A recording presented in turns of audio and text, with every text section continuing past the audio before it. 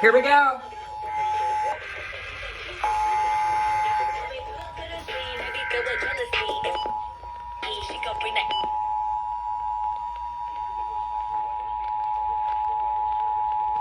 This is a test of the National Emergency Alert System. This system was developed by broadcast and cable operators in voluntary cooperation with the Federal Emergency Management Agency, the Federal Communications and local authorities to keep you informed in the event of an emergency.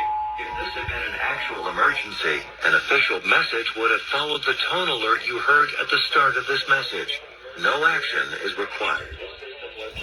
By broadcast and cable operators in voluntary cooperation with the Federal Emergency Management Agency, the Federal Communications Commission, and local authorities informed in the event of an emergency. If this had been an actual emergency, an official message would have followed the tone alert you heard at the start of this message.